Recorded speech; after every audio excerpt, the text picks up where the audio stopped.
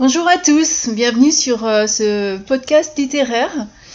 Je vais vous proposer aujourd'hui une nouvelle lecture qui va sortir des sentiers battus parce que c'est un assez court roman de science-fiction. C'est le premier tome qui fait un peu moins de 200 pages. Et je vais éviter de spoiler parce que autant il n'y a pas énormément de pages, c'est vraiment... il n'y a pas un mot qui serait inutile. Et les chapitres sont un peu comme des scènes cinématographiques. C'est assez impressionnant. C'est un roman de Pascal Lovis qui est un auteur suisse. C'est un enseignant en biologie et en chimie. Il avait déjà écrit un roman, L'héritage des sombres, que je n'ai pas lu, mais qui apparemment est un best-seller en Suisse. Et c'est vrai que il a une narration qui est fluide, il a des personnages qui sont hauts en couleur, et l'intrigue dont je vais vous parler est vraiment captivante. Donc ça me surprend pas vraiment que cet auteur ait pu faire un best-seller. Ce roman m'a été proposé par PVH Éditions. C'est un éditeur qui est franco-suisse et qui est spécialisé en SFFF. Ils ont une collection. Là, j'avais déjà lu un roman chez eux qui était One Minute et qui... j'en ai parlé, donc si vous recherchez sur les podcasts, vous devriez le trouver. J'avais bien aimé, mais disons que comme c'était... ça prenait des personnages, donc 1 minute par personnage pour une invasion extraterrestre. C'est vrai que j'avais trouvé ça lassant à la fin, mais quelque part ils ont quand même un beau catalogue et une très belle sélection. Aujourd'hui, je vais vous parler de Terre hantée, qui est le tome 1 du projet Idaho. Alors quand PVH Édition m'a proposé de lire ce roman, c'est plus la curiosité qui m'a poussé à l'accepter. Je me suis dit que finalement c'est pas forcément un mauvais défaut, puisque c'est quand j'ai ouvert ce bouquin, je me suis retrouvée dans une pépite littéraire, avec en plus des références cinématographiques Alors j'ai pas tellement envie de vous orienter, mais en tout cas, c'est vrai que la référence cinématographique vient sur un film qui a fait et dont les répliques sont encore aujourd'hui souvent citées, parce qu'il nous montre différentes réalités. Il y en a plusieurs, des films comme ça. Mais là, j'ai trouvé que les références cinématographiques sont vraiment intéressantes et elles m'ont énormément plu. Même si, au demeurant, on pourrait en rajouter d'autres. Parce que j'ai vu plusieurs films là-dedans. Des courtes références. Mais c'est une lecture qui est particulièrement addictive. Je vais être vraiment honnête avec vous. Quand je l'ai choisi, ni le résumé, ni la quatrième de couverture, ni la couverture ne m'attiraient vers ce roman. C'est un roman devant lequel je serais passée en librairie sans jamais y toucher. C'est ça qui est vraiment très, très curieux. Et pourtant, quand je l'ai ouvert, les premières lignes j'ai eu l'impression d'être kidnappée par l'auteur dans une aventure très très spéciale. Ça s'ouvre, le premier chapitre est d'une étrangeté où évolue un personnage unique, un militaire. On sent qu'il est en mission, on sent que il est seul, que c'est presque une mission suicide finalement. Et mais en tant que lecteur, on ne sait rien. Il y va pour quelque chose. On sait que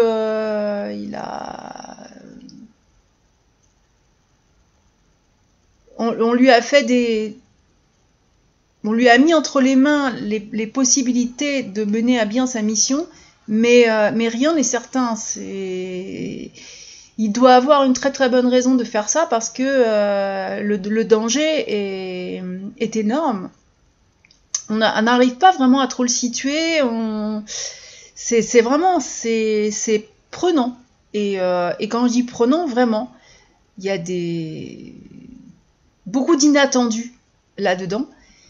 Et comme on ne sait rien, c'est un mystère qui, en plus, est resté dans un coin de ma petite tête, avec l'impossibilité de lâcher ce bouquin, parce que ce premier chapitre, sur le coup, il a l'air complètement isolé. On se demande ce qu'il va faire là. Et je me suis souvent demandé, jusqu'à la dernière ligne d'ailleurs, qui était ce fabuleux personnage bien courageux, et surtout ce qu'il faisait sur une terre aussi hostile. Alors je sais bien que le titre c'est Terre hantée, mais ce chapitre reprend toute son importance dans les dernières lignes. Donc en fait, ça fait début et fin, mais c'est très curieux parce que quand on change de chapitre, on se retrouve avec Dan. Donc ça, si vous lisez la quatrième couverture, vous allez tout de suite savoir qui c'est. Et ses amis qui sont en vacances au bord de la mer, tout va bien. Tout va bien. Plus ou moins bien. Parce que Dan sur la plage, il va se commander un verre en attendant ses amis. Et il va lui arriver quand même toutes sortes de mésaventures. C'est lui qui est le fil conducteur de ce roman, et c'est beaucoup plus complexe qu'il n'y paraît, parce que Dan,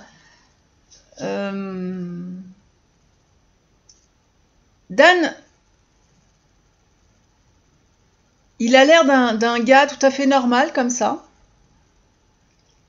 mais c'est très curieux.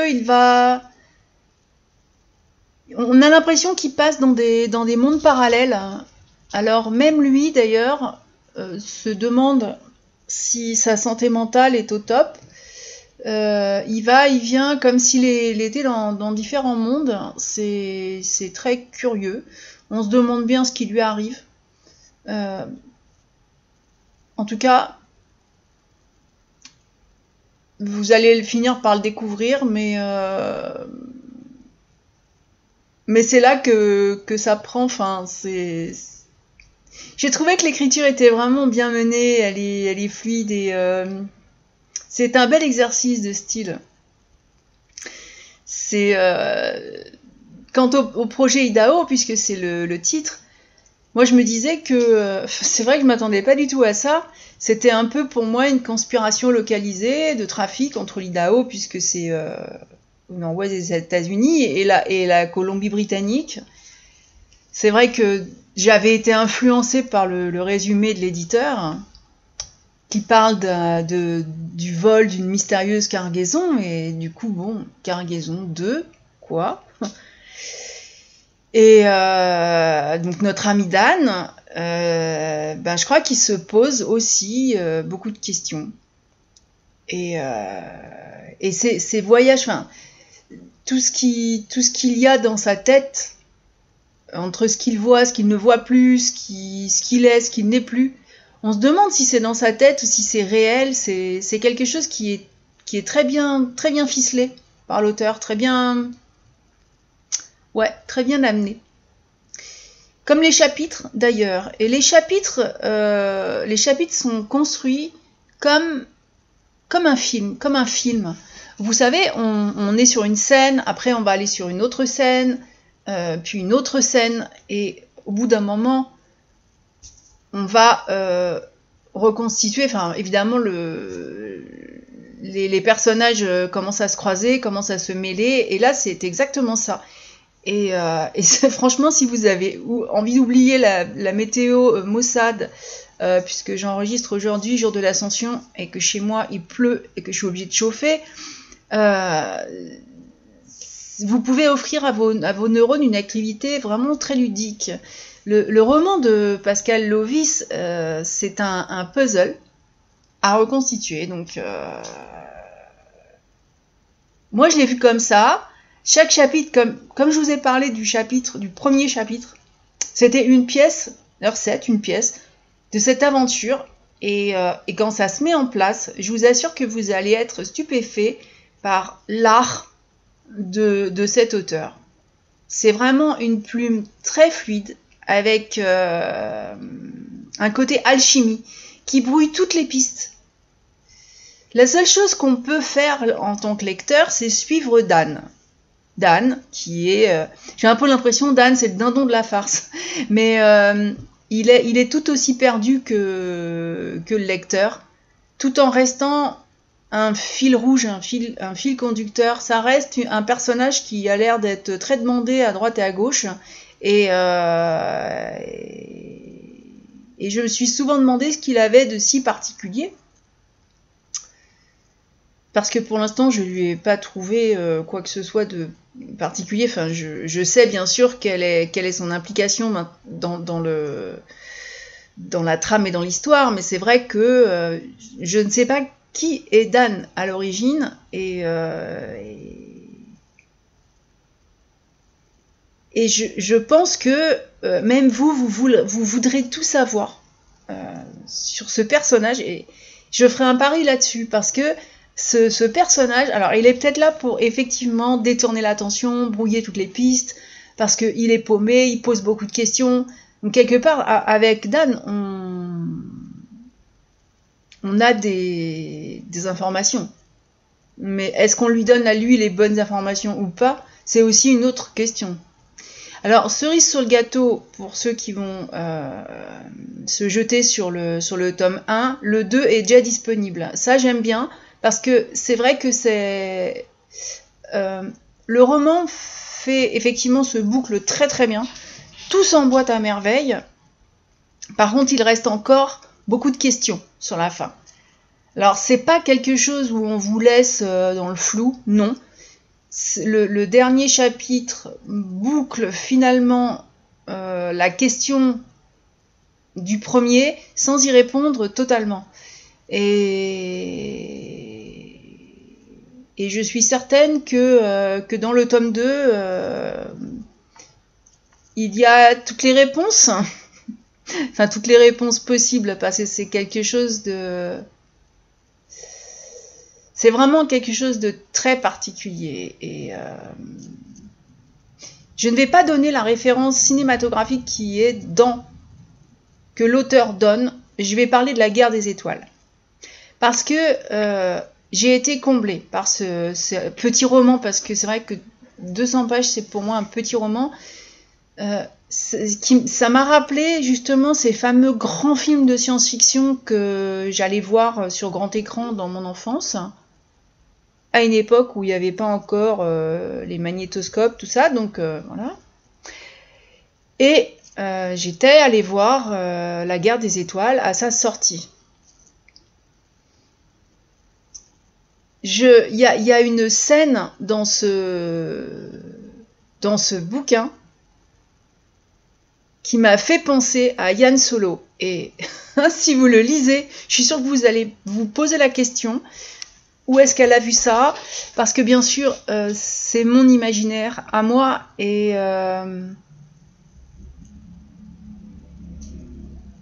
puis dans La Guerre des Étoiles, Han Solo fait quand même Enfin, fait quand même le devant de la... Enfin, oui. Fait quand même une grande part de l'histoire et de l'aventure. Là, c'est pas du tout le cas. Mais c'est vrai que j'ai retrouvé ce côté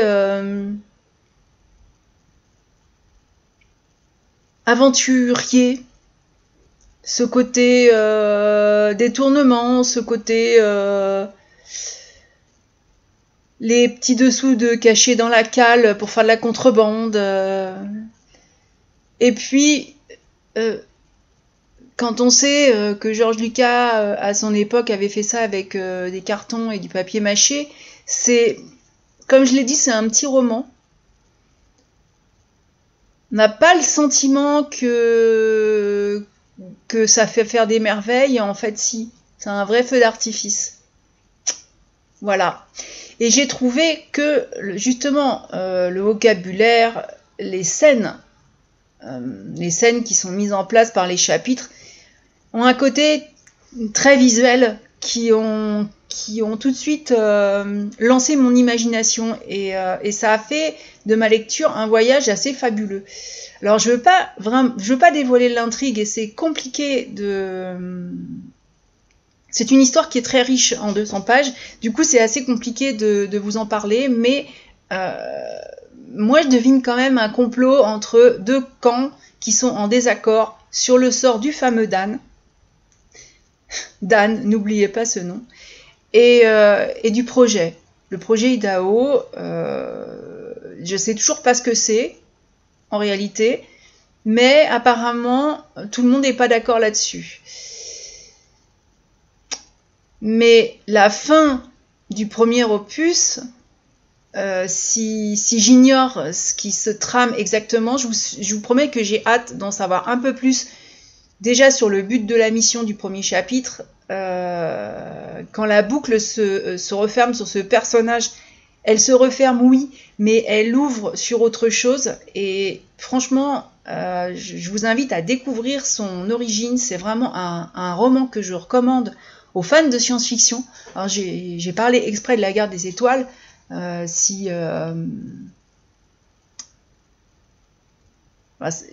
suis d'accord que ça remonte dans le temps, mais n'empêche que ça reste pour moi un très grand film, ça reste quelque chose de... Ça reste quelque chose d'artisanal et de fabuleux. Et pour moi, ce roman, c'est ça. Il a des tas de scènes avec des... On nous parle de quelque chose. Mais, il y a un mais. Donc, si vous êtes aussi un lecteur en quête de suspense, ou si vous avez juste envie de découvrir un nouveau style, parce qu'il n'y a pas là-dedans, il n'y a pas de dystopie, il n'y a pas de... C'est vraiment je suis revenue sur un style de science-fiction comme je l'avais dans la tête quand j'étais enfant. Bon, bah là, c'est quand même une lecture pour adultes, enfin... Quoique les ados peuvent le lire aussi, mais c'est vrai que pour moi c'est quelque chose de grandiose et l'écriture elle est vraiment magnifique et je ne peux en dire que du bien. J'ai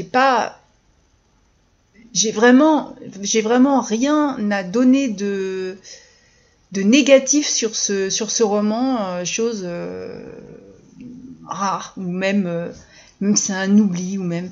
Non, il n'y a rien, c'est vraiment presque la perfection. Voilà, je ne vais pas aller plus loin parce que sinon je vais finir par spoiler. Je voudrais remercier vraiment très sincèrement Pascal Lovis et PHV Éditions pour leur confiance, parce que c'est une agréable découverte que je n'aurais pas faite si j'étais passée devant, et ça aurait été vraiment très dommage. Voilà. Je vous souhaite une bonne semaine. Comme vous pouvez le voir, j'ai repris la lecture.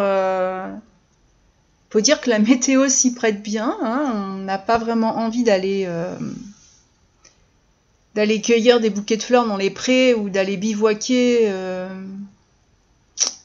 en randonnée. Donc voilà, c'est vrai qu'on aime être au chaud chez soi et j'ai été ravie de partager cet avis lecture avec vous. Donc je vous souhaite une très belle semaine et je vous dis à la prochaine.